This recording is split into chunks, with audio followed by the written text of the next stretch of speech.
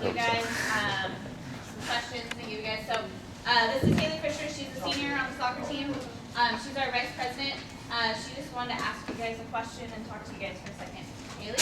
Hi everyone. Okay, so I don't know if you guys have heard, but we are trying to make an event. It's going to be essentially a male pageant, but without the Grady men. It's just going to be a fun, like interview process and talent show to raise money for Make-A-Wish. And so, as a subcommittee, we've been like coming up with ideas of ways that we want to involve all of our teams. And so we were just wondering. From the coaching staff, if you guys... Rudy! Nominate Rudy!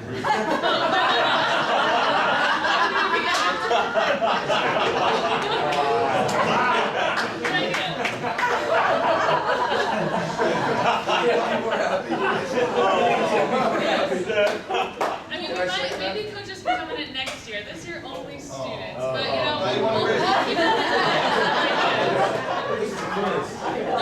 So we were just wondering if you, like, if any teams would be willing to maybe donate concessions. We were thinking of selling, you know, like a bag of chips or candy. So we just wanted to present that to you guys if any of your teams would be willing to donate anything. If you are, just tell Shelby. If not, you guys can come to the event and laugh at your athletes. So that's it. Thank you. Thanks,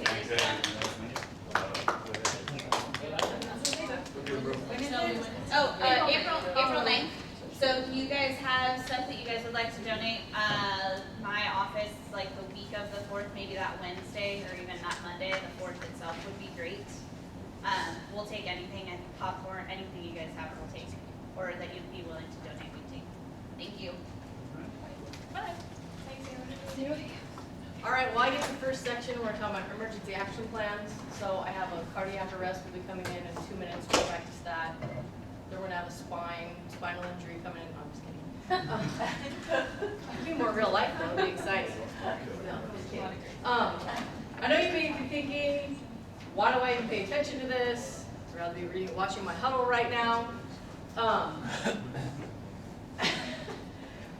The reason it's important is because you are, obviously a lot of times my staff is present on the scene where you are, but a lot of times we're not. You obviously with your different sections, the different time of the year, you are the primary responder. So we do really ask that you pay attention. Obviously you tell your coach, your athletes, if they don't practice something, they're gonna suck in a game at it. This is the one thing in an emergency situation I really don't want any of us to suck at, because it is life or death. And while most of the time you care about your athletes, you pull a little blue out, you can care about them, although sometimes you do want to strangle them. We'll go over AEDs later, and you know, if you're not sure if someone has a heart, you can always hook it up and show you that there's a rhythm. And although you can't, it won't shock them, just so you can shock them, and it just doesn't do that. So anyhow, thanks for your attention. I know this is not the most exciting thing, but I appreciate you listening in. And a lot of times, even if we are there, we're going to need your help when all you know what breaks loose. So, like I said, thanks again for paying attention. So, so we have a plan, we have protocols, that's the first 2 bullets. We maintain our equipment, my staff will take care of that. We collaborate with institutional personnel, so obviously campus safety, and we have met with off-site with the fire department and different people to coordinate. And then we have specific action plans for different athletic venues, which is what you've been handed out, and we'll get into those in a little bit. And then obviously we're avoiding legalities by documenting all components, so the less meetings I can have with Chris Jennings, the better. Yes, nice guy. He's Gary's best friend. So every emergency action plan involves identifying the personnel. The second thing is figuring out what all the people are doing. The third thing is having the necessary equipment. The fourth thing is necessary communication, which has changed. My first year here, I did not have a cell phone. Tell your athletes that, they would probably fall over. Oh my gosh, how did I live? But obviously now we mainly use cell phones, and I'll teach you something about your cell phone if you don't know. We have site-specific instructions, so every venue, we have it written out so that in an emergency, if you forget what is the street name coming in, it's written there for you. And then obviously most of the time we'll be doing the documentation, but if something happens where we're not there, it's not a bad idea to either A, talk to your coach. So for example, something happens at soccer day and we're not there. Go home and reiterate the whole thing to Bethany so she can remember. And then if you can, jot down the points, because we will be asked at some point to say what happened, who did what, and kind of in what order that happened in. So I think the easiest thing for you to do is, and you're gonna wanna debrief with someone anyway if something traumatic happens. So whether you wanna call, somebody that you're really close to, or eventually you want to debrief with our staff, then we can help you know what are the key things. And if you call me, I'll probably help you too, and I'll write some things down. And that's what we'll be doing. So, coaches, obviously you're responsible for first aid and CPR when we're not there. And there are a lot of occasions where that happens. When we are there, we need you to assist us. Think about when the least amount of personnel are there all the way to when the most. And when the most are there, probably means we have more fans and we have a lot of other extenuating circumstances going on. So it's going to take all of us to take care of the situation. And then know that when we're not there, if we're close, we're in both sports medicine clinics, or if we're not at your field, say something goes down in the fall, we're at soccer, Carrie, obviously we're right there at soccer, you can come swing and get us. So just know we're around campus. And then all of you have your first aid CPR, all the head coaches and a number of your assistants. So keep those current. We'll plan the next round of those. By the way, do we like the online over the in-person? And just let me know if yours is coming up to expire. They're good for 2 years now, but if you were in a different city, let us know, we'll take care of those. Basic roles. So if you can pull out one of those sheets, one of the things I want you to think about is that you are on a lot of different spots on campus. So Paul, you're on the baseball field, but you lift in the weight room, and if you're pissed at the guys, they may be running on the track. So think about the different places that you might be on campus. So it might just not always be your field. So if you look at that, the first part of information, I'm just going to pull one up, is the personnel. So picture yourself in your normal location. Think who's there on a game day, who's a practice day, who's there on your off season. The communication, that's always going to be your cell phone, because we don't have landlines unless you're in the weight room. Landline's always better. Do you guys know that if you call 911 on your cell phone, it goes to Highway Patrol? It doesn't go straight to EMS, because when they first instituted cell phones, the 911 system was getting flooded. Like say there's an accident on the freeway and 30 people call about that accident. So the 911 system was getting flooded. So your call actually goes to Highway Patrol, which is a delay in getting through. So if you want to get out your phones, I recommend, my whole staff has in there Azusa Police. So instead of calling 911, now if you freak out and you call 911, that's fine. But if you have it, Azusa Police is 626-812-3200. So I recommend you call that. All right. Oh, it is right there. Thanks, Paul. Right there. 626-822-3200. So you're going to be asked for certain information. The name, location, telephone number. That's why we have, it'll be your telephone number, and then your location we'll get a little bit into later. The condition of the athlete, first aid treatment that's being done at the moment, specific directions. So, if you're in the Felix Event Center, there's a lot of different places you could be, upper court, lower court, and so you're going to want to be able to direct them to exactly where you are. And then any other information you think might be pertinent. There's a big band tournament going on next to you, so maybe don't use that entrance, come in a different way. So just give them stuff you might think is pertinent. And so this is one of the things that we'll get into is that, say our staff is there, in the next week or two, just have a 2-minute conversation with your athletic trainer. Okay, if it hits the fan, what do you want me doing? Do you want me unlocking gates? Do you want me holding back? If it's a practice, probably unlock gates, keep the athletes away. That's all I really care about. In a big game, I don't want fans and parents around. Last thing I need trying to do CPR or do spine immobilization on someone is some freaked out parent spazzing out and over their kid, freaking the kid out more. So those are things where we'll want crowd control help, and we know that you know how to manage your team best, so we appreciate your help with that kind of stuff. So just go through, before it happens, what they would like your assistance with. So, and then how to get EMS to the scene. Flagging them down, that's the one thing we'll get into. You'll eventually call campus safety. Campus safety, that's the most helpful thing I found that they do in emergency, is they have a lot of staffing that can kind of get them to where you are. Because we've called EMS, I called EMS last fall. AB was there. We had a delivery guy, actually it was his brother, it was Adam, never mind. We had a delivery guy that we thought maybe was having a heart attack. And when I called EMS, I told them exactly, I was in the Felix Event Center, I told them which loading dock, I told them the exact location, and they show up at all, they show up at the other entrance, the southeast entrance, and so campus safety is helpful to get them to the right location. So communication. Hey, April? Yes. Can I say something on the Yes. flagging down?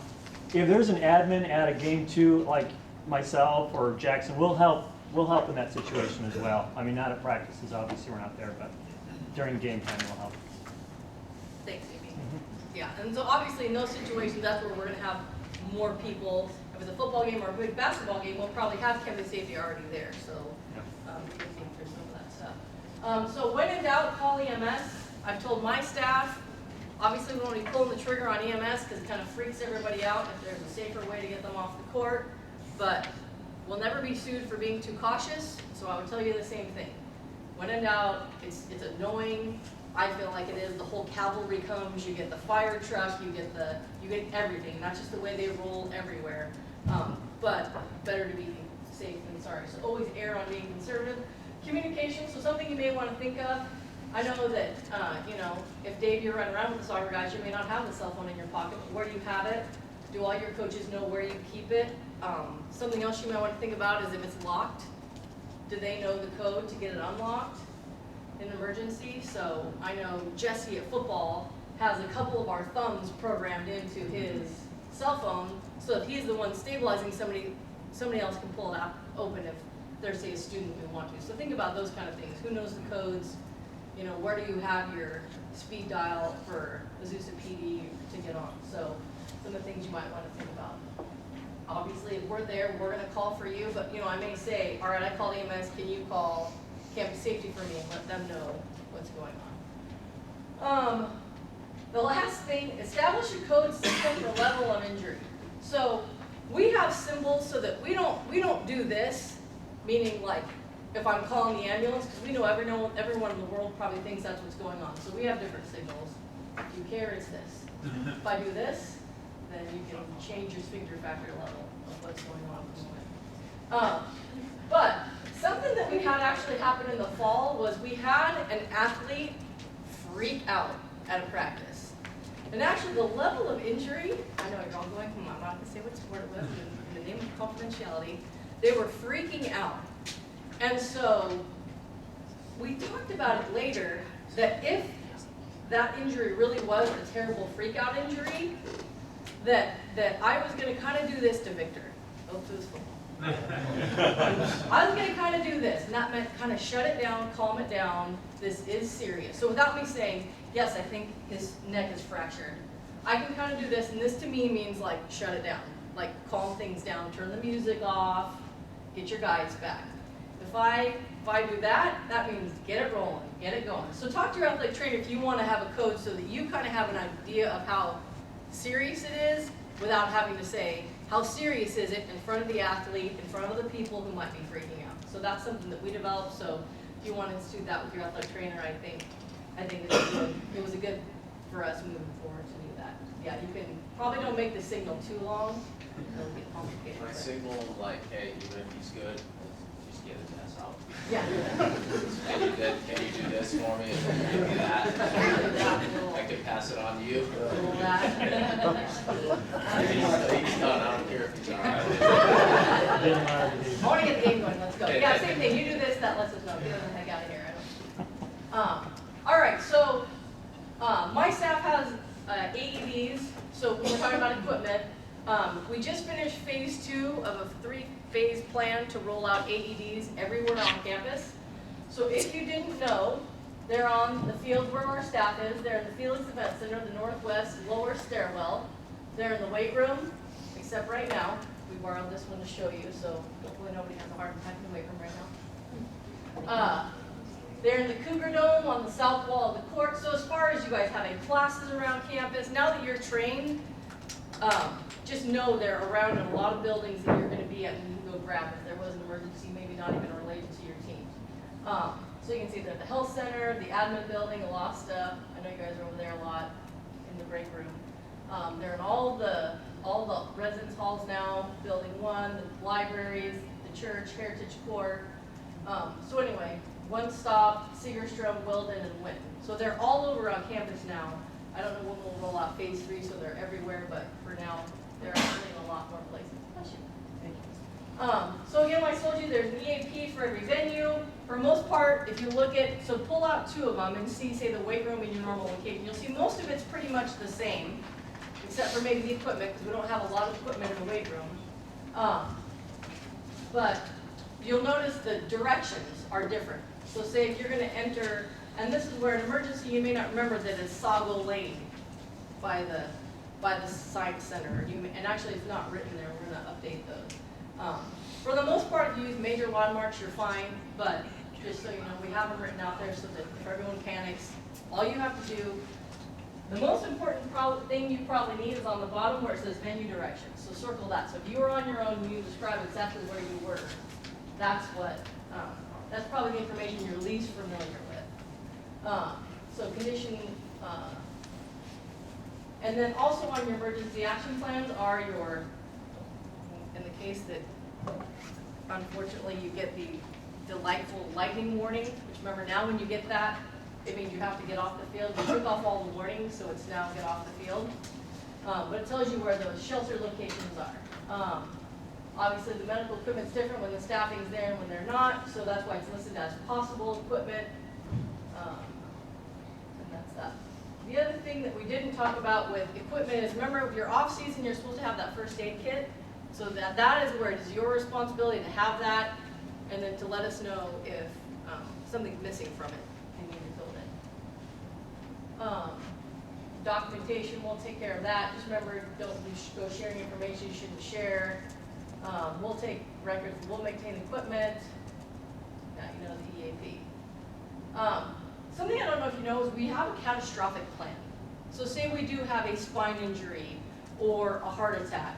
I want you to know that, and I'm going to zip through most of this, that we have a plan to figure out to get the counseling center there for your staff, and then make sure we have different protocols for once we get them shipped off with EMS, one of us going with the athlete, and then to get yourself and your team cared for. So you'll be the point, the head coach will be the point on what we tell the team once we've gotten permission.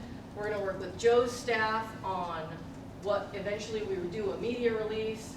And then ultimately your part is kind of figuring out where you want to assemble your team, if you want to assemble your team. And we have Dr. Fiala will come in and help coordinate that. So overall, I'm not going to go through all the catastrophic stuff. I just want you to know that if something really serious does happen, we have something in place to take care of the needs of those, left behind, if that makes sense. All right. So I'm going to skip through all that. I said it. All right. One last thing.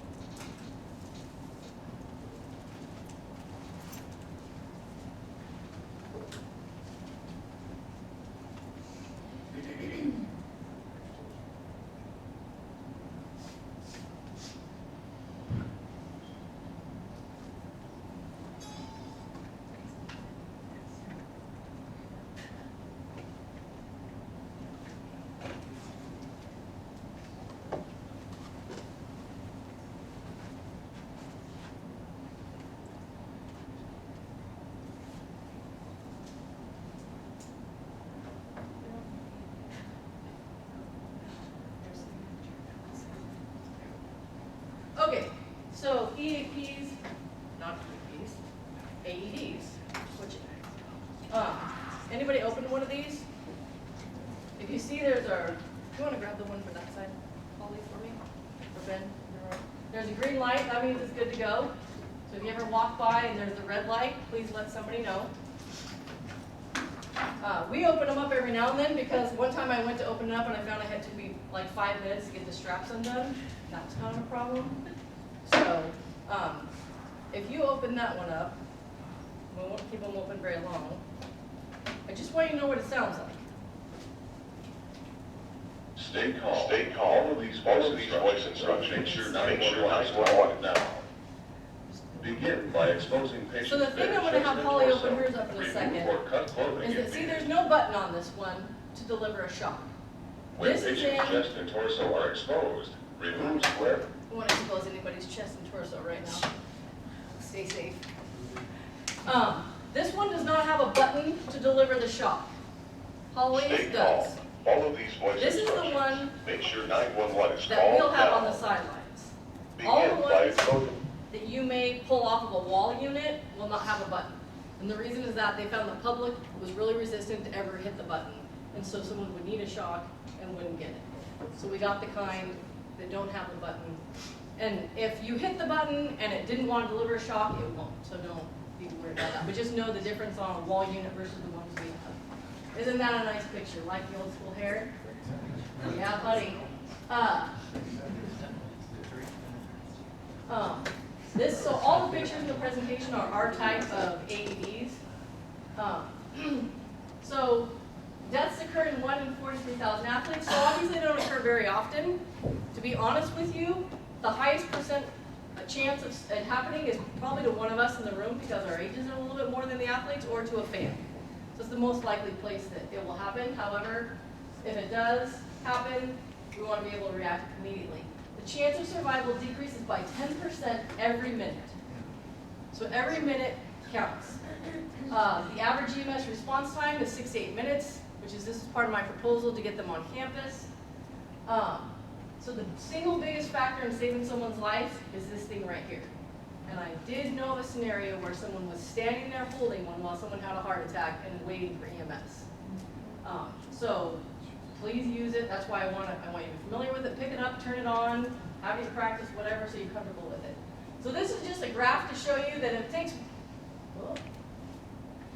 us 1 minute to figure out someone's having a heart attack, it takes us another minute to call EMS, it takes another minute to dispatch the vehicle, it takes 6 minutes for them to get there, it takes 2 minutes for them to find your athlete and get all their gear out.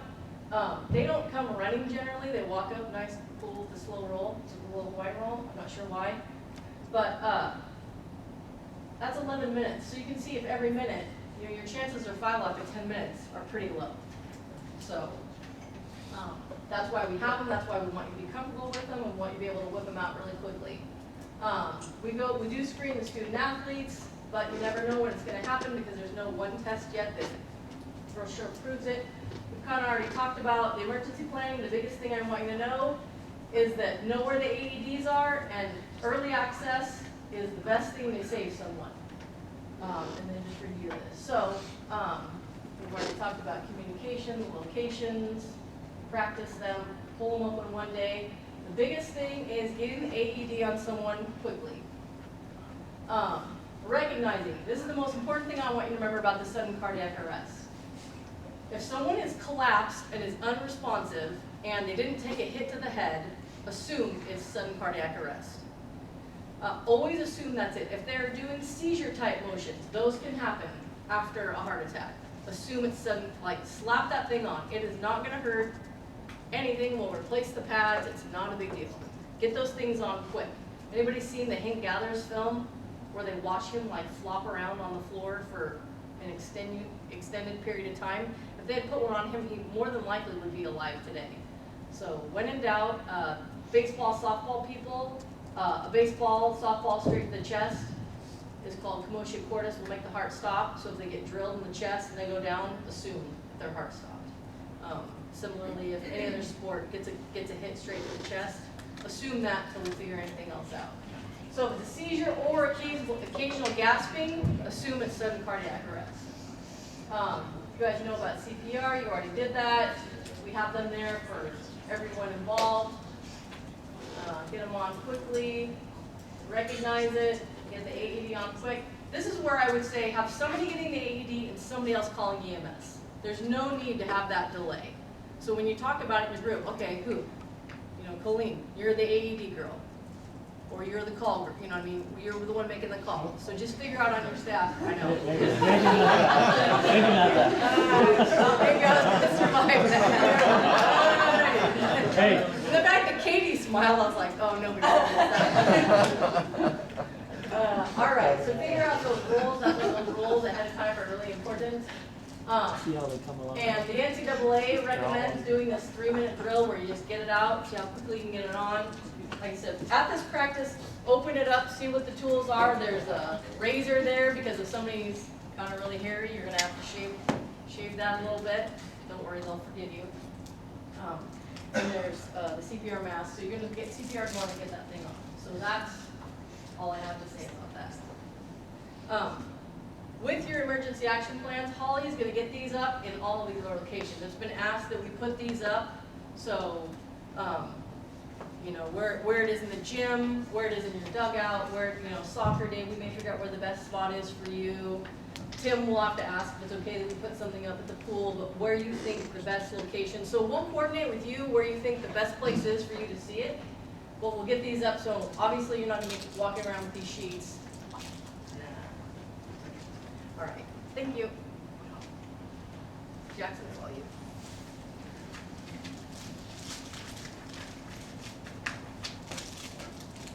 Gary, you got anything you want to say about what this end, or you good? No, you go.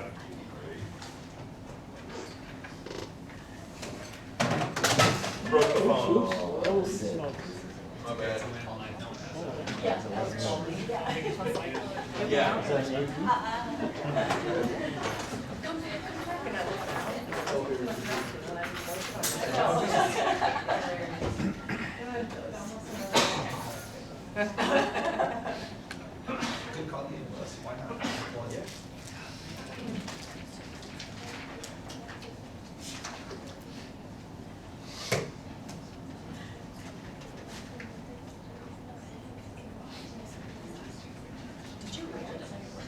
All right, so we'll go through, as you guys remember in these meetings now, April and her staff are gonna do some training on the front end, then we're gonna have a little bit of compliance training, and then we're gonna do some training out of our compliance and operations manual. I have a few reminders for you, and then Erin has a few operations things to talk about. First of all, we're required to talk about 2 violations that we've had since our last meeting. First one was my fault, so I got a letter from Gary, like many of you have gotten. We publicized a football NLI that had a wrong date on it after I had reviewed it. So look, I have a violation now with all you guys, and we're all in the boat together. And the second one is this past week, this one's a little bit more serious. We had a student athlete who over the weekend went home, ran in a race, and accepted a prize for doing that. So that student athlete right now is ineligible. And Shelby and I are working on student athlete reinstatement. It's a process that we have to go through to get that student to be eligible again. So just a reminder, your student athletes, Preston's so mad, look at him, you can tell, look, he's just shaking his head back there. Just a reminder, you need to continually remind your students and communicate that they can't go compete in whatever they want and take prizes if they win because they're an NCAA student athlete. We hammer this home at the beginning of the year, but oftentimes people just miss that and they think, oh, it doesn't matter that I'm a football player, I can go run in a race, and if I win a $100 prize, I can take it. What was You're the not allowed prize? to do that. The prize, I believe, was like a gift basket full of broccoli bites Broccoli bites. and something else. It's So, like $11.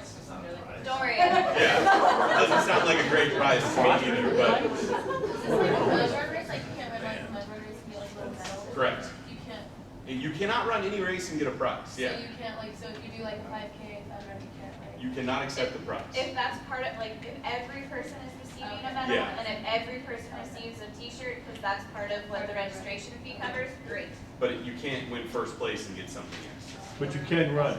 You can run. Yeah.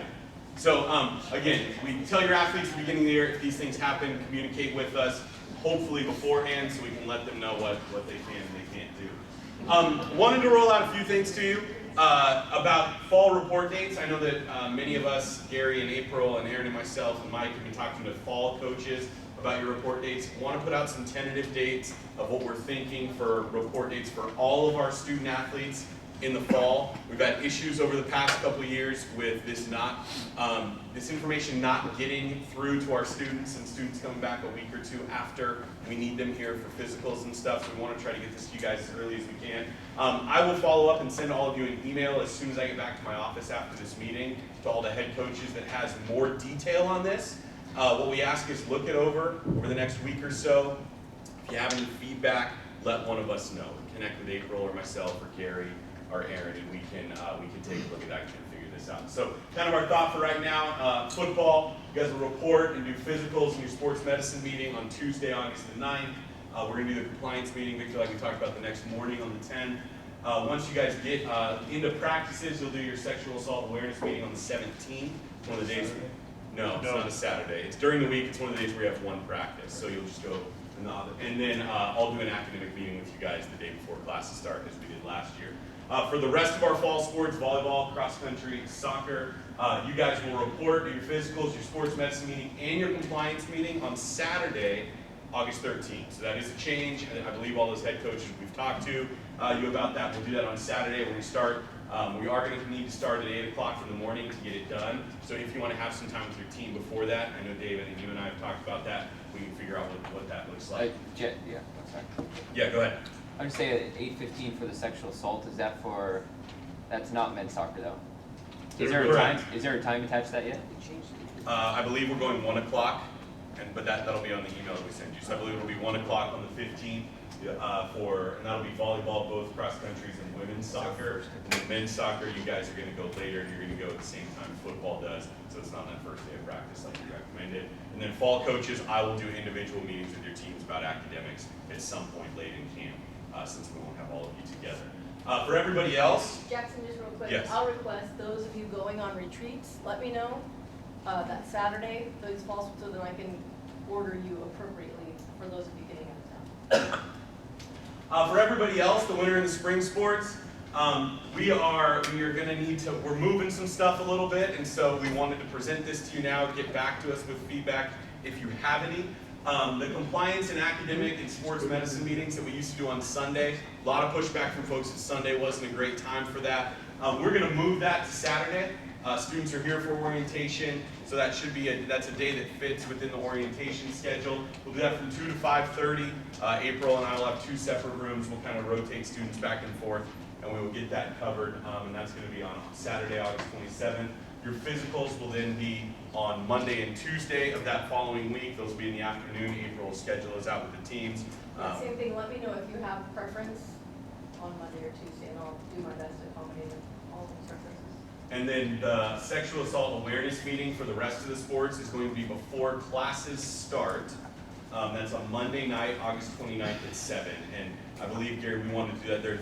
The statistics show that most instances of sexual assault happen actually within the first week or 2 weeks that you're on campus. And so by us having those meetings later, we weren't probably covering our bases as well as we should. So this way we will make sure all of our students will have that meeting before classes start, which will be a great thing for us. So again, we will send these dates to you so you guys can look them over. Head coaches, please review this. If there's anything on here that you feel like we should change, that we need to move around, let us know. Gary? And just a reminder for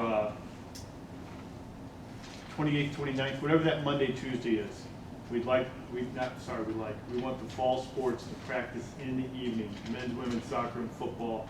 We want you to practice no earlier than 6 o'clock, starting at 6 o'clock, right? And those to allow our athletic training staff to get through the physicals for the winter, spring sports. So remember that Monday, Tuesday before classes start, go with an evening practice, starting no earlier than 6 o'clock. I'll work with you. All right, and then a couple of reminders from us on the compliance side. First of all, returning athletes scholarship amounts. We need those amounts sent to Heather. So as we looked at our compliance and operations manual, technically for all of you, those were all due on March the 1st. We didn't remind you, so we're not going to hold you to those dates. But for everyone in the room, we need next year's scholarship amounts sent to Heather as soon as possible, because we need to begin building those grant dates so that everything can be submitted and signed. And so that's for your returners that are coming back, if anything's changing from what we have currently. You can send it to Heather in an Excel file or just in an email, and if you have questions about that, let me know. I know this is a challenge for many of you every year. There's not a great way. We understand you wish you could wait till the end of the season. We do too. We just can't get everything signed and processed like we need to.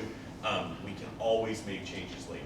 So if you come, I would say for all of you head coaches, if you think, okay, I have 22 returners that are on scholarship. I'm pretty confident 18 of their scholarships will stay the same. Send us those 18 and then send an email saying, hey, I'm not sure yet what's going to happen with these 4. There's been a discipline issue. We may need to increase it, so on and so forth, and we'll wait and do those at the end of the season. Does that make sense? And then one reminder quickly on 2-year transfers. As we've said a few times, the new legislation is now in effect. So the new 2-year transfer legislation for those enrolling in the fall, that includes the sciences and the science class, the math, the Englishes, with only 2 PE credits and all of those different things. One point that had been brought up a couple of times that I just wanted to say publicly in front of everyone, what this means, kind of in terms of the ramifications, please note that, so if you now have a non-qualifier or a partial qualifier, and they're coming from a 2-year school and they don't meet these requirements, they're not eligible to practice or even be out there for an entire year. So know that when you're looking at 2-year college transfers, it's not like a 4-year, where oftentimes if the 4 year's not eligible right away, they can still practice with you. With a 2-year college transfer, if they're a partial or a non-qualifier that don't meet these new specific requirements, they're not going to be able to practice or receive aid. So we just need to be real careful with the 2-year college transfers that we're bringing in at this point moving forward. And again, the best practice for many of those, most of the time, those students are actually students that never registered at the Eligibility Center out of high school. So a great thing to do is as early as you can when you get them on your IRL, if you see that a student on there doesn't have a decision, have that student send their high school information into the NCAA, because if they can get a qualifier decision, even if it's been a little while, that will help them be able to at least practice with us right away when they get here or potentially be eligible. Any questions on that? Yeah. So any JC coming this September? Yes. Yep. So anybody that we're looking at now, find out if they were a qualifier. Yes. And if they haven't registered, you're saying if they never registered with the NCAA, they can submit all their stuff. They can, yeah. And the NCAA will go back and look at 2-year-old high school transcripts and test scores to make that determination. Many of those students though never took an SAT, and if that's the case, they're not going to get that qualification status. But if they have that information, yeah, please get it sent in. In terms of camps, just wanted to throw this up here real quickly. Here's what we need. These are the camps that, as of right now, are on the schedule with Event Services. So these are the camps that Aaron and Event Services have on the schedule for baseball, men's basketball, volleyball, and football. If any of the rest of you are doing camps, you need to get those dates to AB as soon as you can. We need to make sure that those are scheduled. There's stuff filling up on the fields and in the event center. If there are other camp dates coming, that needs to get to AB. Work with Diane as soon as possible as well. Many of you are probably beginning the process of using hours working in your camps. We need to make sure that's accounted for properly in Kronos. Also, if you're going to start hiring people to work your camps in the summer, as we know that can be a lengthy process, and Diane probably needs to start that paperwork with you right away. Anything else you want to say on that? I sent an email out, Great. I think it was yesterday, Okay. to all the head coaches. A reminder, camps that have prospects that are camps with high school students, those need to be done in Jump Forward so that we can have that record keeping capability. Please send sports information, those links, as soon as you're done working with Jump Forward. We're really trying to have a consistent look on the website, and especially with the new website rolling out. So there's kind of a one spot place where someone goes and clicks on camps, they can see the links for all of the camps that we have offered, so you can get those to Joe and Steven as soon as you're done working with Jump Forward. And then we'll go through some of the logistics and the paperwork regarding camps in the next meeting. We just wanted to roll that out to you guys and say, if you have a camp that's not on that list, get that info to AB as soon as you can.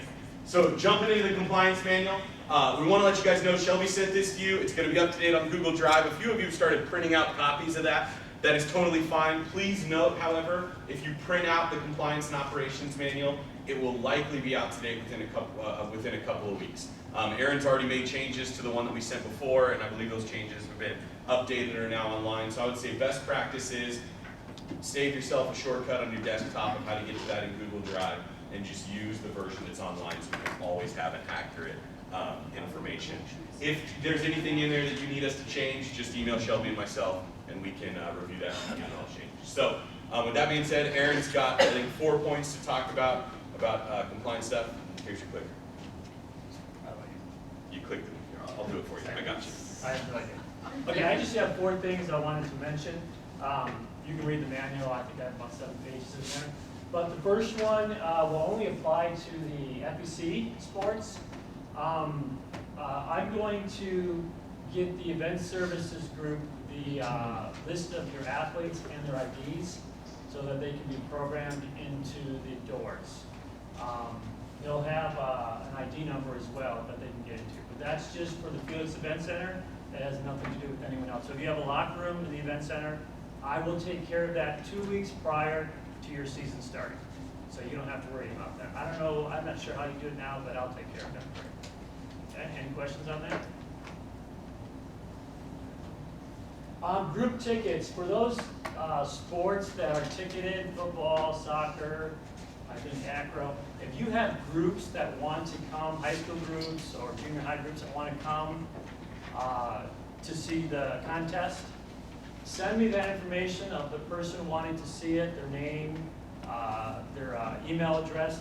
I'll take care of it from there. You don't have to be involved after that fact unless you want to be involved, but I will take care of getting them set up for group tickets. I kind of want to take that out of your hands so you don't have to, you can be coaches and you don't have to deal with that, and I'll just take care of the rest of that. Are any questions on that? Does that make sense? That's only on ticketed events. Just one reminder on that, we do $2 tickets typically for those groups. We can only do that with high school students if it's a visit unrelated to recruitment. Meaning, if you as a coach, or obviously if you're bringing someone out for an official visit, they can get a free ticket, or an unofficial visit, they can get a free ticket. You can't bring a high school group out and then afterwards have an hour-long recruiting presentation with them and have us have the same capabilities. So these groups are groups that are just wanting to come. If it's a football game and they're a high school football team, and you're not going to engage with them and have a long recruiting presentation, send them to AV, that's fine. It's just when we have specific recruiting things attached, we can't go through that process. And one more thing, it doesn't apply to playoff games, so just keep that in mind. It's only during regular contests. Non-conference games. I put this one up here because I need for you guys, you guys do your own non-conference games, but I need you to check with me if you could, just to make sure that we're not overloading the schedule for a specific day. Obviously because we don't want to be spread out thin with SIDs and facility and setup. So it's not saying you probably couldn't have it, but we could work out times. Maybe you could go in the afternoon if there's a game in the evening. We just want to make sure that, again, we're not overloading the people, the staff. Yes. Aaron, just a reminder on that, I'm thinking for the fall sports, I believe our operation manual says we need to have the non-conference schedule done 4 months prior to the start, which means really May, June, July, August. May 1 is when we need the soccer schedules and volleyball schedules completed. I would really like them done sooner than that to get them out sooner. So Dave, Chris, and I'll look at Myra, since you're the one here from women's soccer. Let's wrap those up and get them into AB to get those schedules done. Same thing applies for the other sports. 4 months before the start of your season, we'd like to have the complete schedule done, knowing there might be some tweaks here and there. Okay. Now, I think I have 3 months in there, so I can change it to 4. I thought we put 4. But on that note, that was my second point, is if you have games already scheduled, if you have them, don't wait up until that right 4 months prior. Let me know right away, because I want to get those into what Event Services calls Live 25. I'll book it for you, we'll get it in. If we have to tweak times or something, that's fine. What I really want to do is I want to get the space reserved for you. I want to make sure everyone has the space. That's the key. So if you have it prior to 4 months, please let me know, and I'll get it in. Thanks. That kind of goes along with practice schedules for championship and non-championship seasons. A lot of times you guys practice the same time every fall, every spring, but if you could please let me know what those days are and those times are. Again, I'm trying to get all this into Live 25 so that there's no excuse on Event Services side. We want to make sure you guys have the facility booked and reserved. And the last thing is, if there are any changes with those schedules, practice schedules, please let me know right away, because again, it's a domino effect. We have to let equipment managers know, sports, the SIDs or the trainers or whoever. So I email everyone once I know of the changes. questions?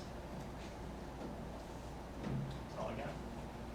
In closing, congratulations to our men's and women's basketball teams. They are the Pac-West Conference champions, and both are the #1 seeds in the upcoming Pac-West tournament. If you're looking for a great Friday night date, and aren't we all?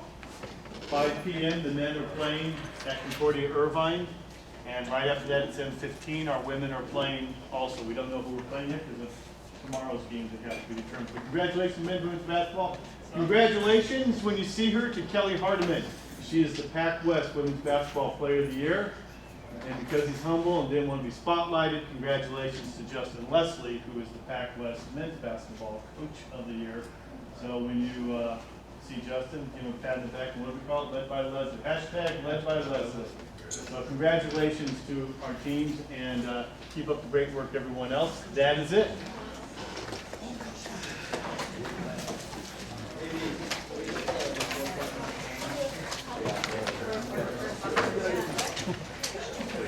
Your first last one, actually you don't do that, because you're just the first two out. I don't know if you're the first after the second. Thanks, Izzy. You're welcome.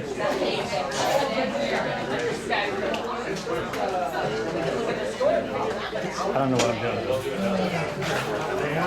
I've never done it.